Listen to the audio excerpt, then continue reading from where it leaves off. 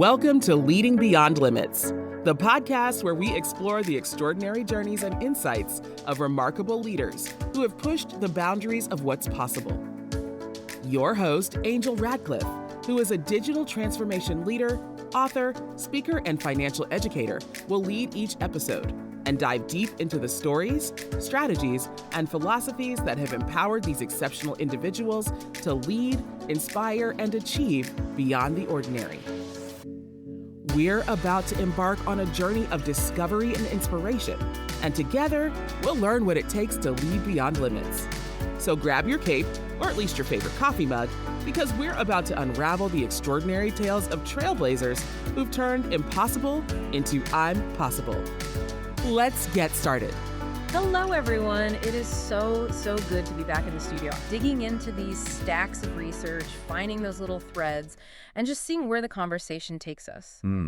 We are covering the leadership micro scenarios again. Specifically from the Leading Beyond Limits series. Exactly. And I have to say, looking at the state of the world and just the general vibe in workplaces right now, the timing for this specific conversation feels incredibly pointed. It really is a privilege to unpack this. Yeah. What I appreciate about Angel's approach, and specifically the way these scenarios are constructed, is that they aren't interested in letting you off the hook. Not at all. They aren't hacks. They aren't, 5 ways to inbox zero. No, there's no place to hide in these. Exactly. They are about the psychological weight of sitting in the chair.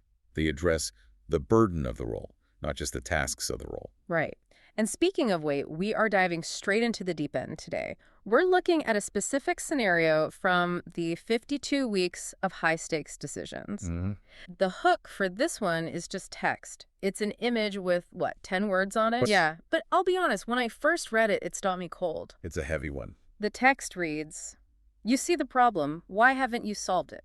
Simple, direct, and entirely uncomfortable. It feels aggressive, doesn't it? My immediate visceral reaction was offensive. I literally felt my shoulders go up. That's the first response for most of us? Yeah, I wanted to shout at the paper because I'm busy, or because it's complicated, or, because legal hasn't gotten back to me. And that defensive flare-up. That is exactly the point. It sounds like an accusation, but if you can strip away that initial ego response, it's actually an invitation. An invitation to what? It's asking you to examine a very specific, very painful tension in your leadership. It's getting at the core of refining the decision-maker's edge. It's asking a fundamental question. Why is there a delay? So just to set the stage for everyone listening, we are here to just sit with that discomfort. We want to explore that specific gap between knowing something is wrong, seeing the problem, and actually doing the terrifying work of fixing it. Because that gap, that specific distance between the eye and the hand, is where leadership actually lives. Let's unpack that, because the scenario has this fantastic line that I think frames the whole conversation. It says, "Awareness is the start. Correction is the work." That distinction is crucial. Awareness is the start. I think in modern corporate culture, and really in organizational life in general, we have started to conflate spotting the issue with leadership. Oh, I see this constantly.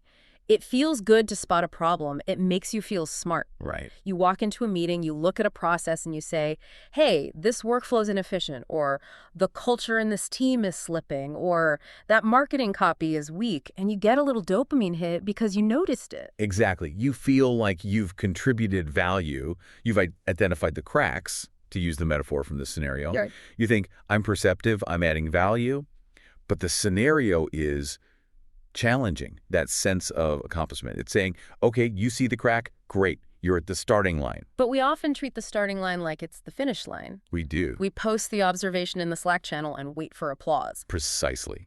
And it feels safe to be the observer. The observer gets to critique. The observer gets to analyze. The observer can write a white paper about the problem. But the observer doesn't have to get their hands dirty. Never. The moment you move from awareness to correction, you lose your safety. You leave the bleachers and enter the arena. And that's the gap we're analyzing today. So let's look at the mechanics of this. If we see the crack, let's say it's a process that's burning cash, or a behavior in a high-performing team member that's actually toxic, and we know it's there, what actually stops the movement toward correction? This is where we have to get psychological. Because usually when you ask a leader, why haven't you solved it? They will give you a logistical answer. Oh, yeah. I don't have the budget. I don't have the time. I'm waiting on more data. The classic resource constraint excuse. It's the polite answer. It is, but the scenario and the research behind high-stakes decision-making suggests that's rarely the truth. It's usually not a lack of resources. It is a specific type of internal resistance. So it's the psychology of hesitation. Yes. We have to look at why the transition from seeing to solving triggers such a strong stop response in the brain. The scenario mentions high-stakes decisions and gray area moments. Looking at the notes on the scenario, it seems to break down into a few distinct fears. The first one is obviously risk. Right. Awareness is low risk. If I point out a problem, I'm helpful. Yeah. But correction. Correction involves active risk. There's a concept in behavioral economics called omission bias. Omission bias. Okay, let's unpack that. What does that mean in this context? It's the tendency to judge harmful actions as worse than equally harmful inactions. So let's say there is a broken workflow. Okay. If I try to fix the workflow and I accidentally break it further or cause a delay, I feel responsible. I did something bad. Right. But if I just let the broken workflow continue to lose money for another 6 months, I feel less responsible because I didn't do anything. I just let it happen. That's fascinating and terrifying. So we are wired to prefer the slow bleed of a known problem over the potential acute pain of a failed solution. Exactly. It's the breaking it fear. As long as the problem just exists, it's an external thing. It's that problem over there. But the moment I intervene, The moment I intervene, it becomes my project. which leads right into the second point, accountability. Once you touch the problem, you own the outcome. That is a heavy burden. I think a lot of leaders hesitate because they subconsciously know that the minute they intervene, they are on the hook. It's the you touch it, you buy it rule of management. That's a good way to put it. It's the difference between pointing at a fire and picking up a hose. Yeah, if you pick up the hose and the building burns down anyway, people look at you and ask if you used the hose correctly. If you just stand there and yell, fire, you're just a witness. You're innocent. You're safe. And that leads to the third factor, which I think is the most insidious in social hierarchies, visibility. Fixing a problem, especially a systemic one like the cracks in the workflow mentioned, often means challenging the status quo. It might mean upsetting a peer. It might mean having a difficult conversation with a high performer who is toxic but popular. So solving the problem requires you to spend social capital. It requires you to be visible in a way that is uncomfortable. It's not just about doing the work. It's about being seen disrupting the peace. And human beings, biologically, we're wired to avoid that kind of social risk. We want to be part of the herd. Right. We don't want to be the one standing up saying, this isn't working, and then taking the heat for changing it. Yeah. That feels like exile. So when the scenario asks, why haven't you solved it? It isn't questioning your competency or your intelligence. Not at all. It's questioning your willingness to endure that exposure. Precisely. It asks, are you willing to be uncomfortable? There's another layer to this that I found really interesting in the scenario. It talks about gray area moments where there is no easy answer, no textbook solution. This is the burden of certainty, or rather, the addiction to certainty. Yes. I feel like so many of us, myself included, we wait for 100% certainty before we act. We want the data to be so overwhelming that the decision basically makes itself. We want a pie chart that says do this. Yeah, exactly. We want the decision to be a calculation. Yeah. If A plus B equals C, then I'll do C. But here's the hard truth. That's not leadership. That's just math. That's administration. Ooh. Say more about that distinction, because I think people put data-driven on a pedestal. Yeah. We're taught that you shouldn't move without the data. And being data-informed is great. It's essential even. But if the answer is obvious because the data is perfect, you don't need a leader. You just need a manager or an algorithm to execute the obvious choice. Leadership is specifically for the moments where the answer isn't obvious. It's for when you have maybe 60% of the information, the stakes are high and you still have to move. So waiting for a textbook answer, as the scenario puts it, is actually a form of hiding. It's a sophisticated form of hiding. It looks like diligence. I'm just gathering more data. I'm just consulting more stakeholders. Running another projection. Right. But often that is just a delay tactic to avoid the risk of deciding. You are hoping the clock runs out. You're buying time, hoping the problem will solve itself, or, and let's be honest here, hoping someone else will take the hit. Or hoping that total certainty will arrive and save you from having to use your judgment. But the scenario is clear on this point. Leadership isn't a title you're given. It's the way you decide. It's defined by the act of deciding in the face of ambiguity. That brings us to this concept of the crucible of conviction. I love that phrasing. It's intense, right? Yeah, it sounds almost medieval. It is powerful. A crucible is a vessel that withstands high heat to purify what's inside. It's where the impurities are burned away. So if we are stuck in this gap, this paralysis between seeing the problem and solving it, how do we bridge it? The scenario says conviction is the bridge, but let's define that, because conviction can sound a bit like blind faith or just being stubborn. Right. Conviction here isn't about being loud, and it certainly isn't about arrogance or pretending you know the future. So it's not bluster. No. Conviction is the internal mechanism that moves a leader from knowing to doing. It's not walking into the room and banging the table and saying, my way or the highway. No. Often it's very quiet. It's about self-trust. The scenario mentions refining the decision-maker's edge. That edge isn't about being smarter than everyone else. It's about the ability to trust your own judgment enough to act, even when you know you might be wrong. The text says correction is the work. And hearing you say that, it sounds like the work is actually internal before it ever becomes external. That is the key insight. The work isn't just fixing the spreadsheet or firing the person. That's the execution. The work is the internal wrestling match where you say, I see this. I don't have a guarantee of success.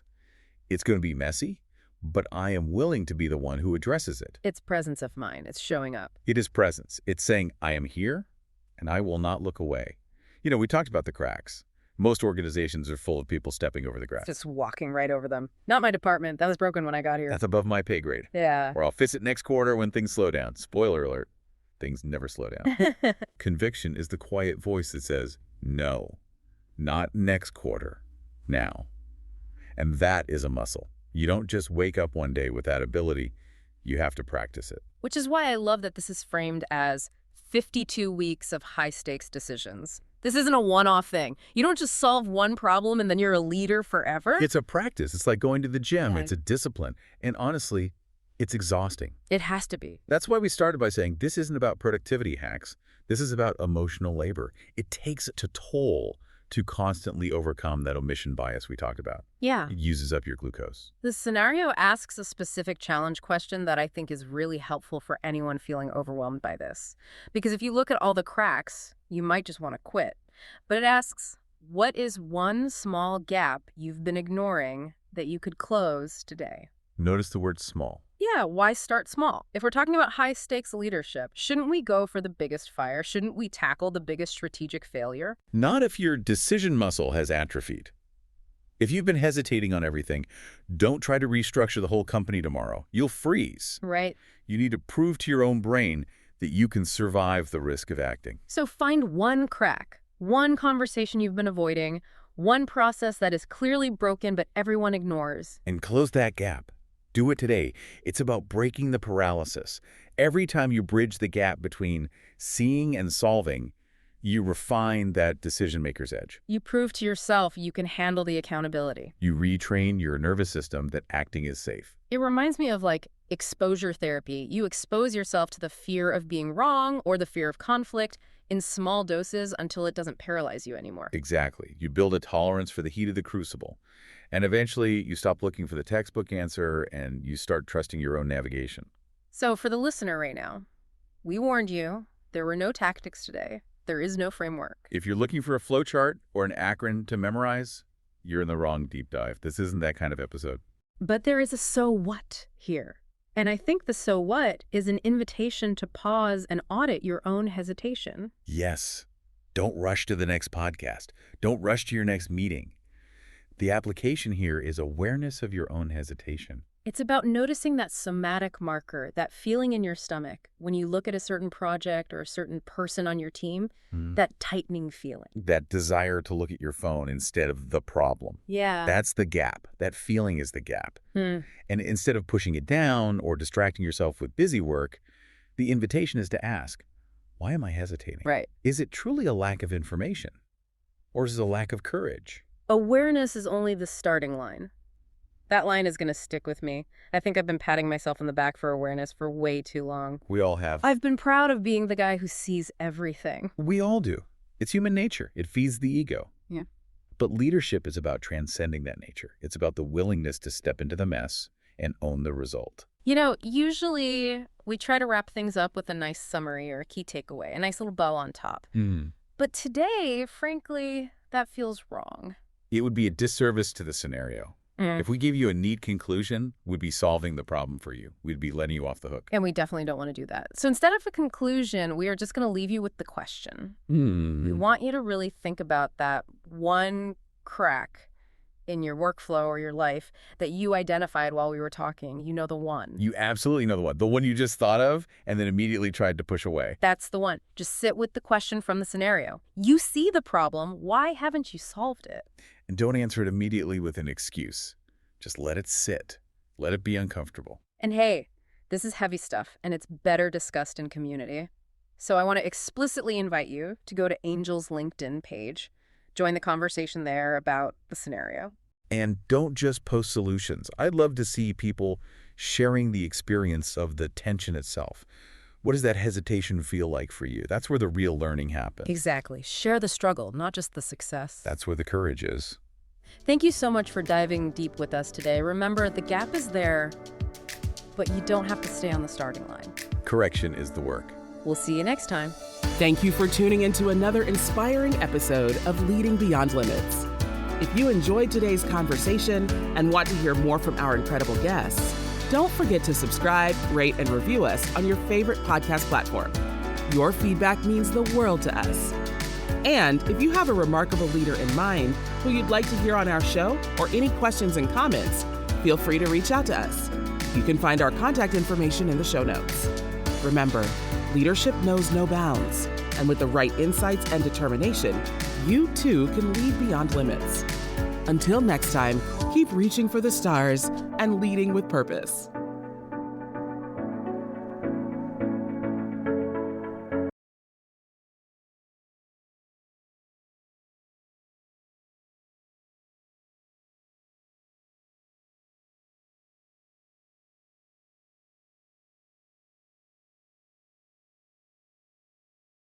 Ryan Reynolds here from Mint Mobile with a message for everyone paying big wireless way too much.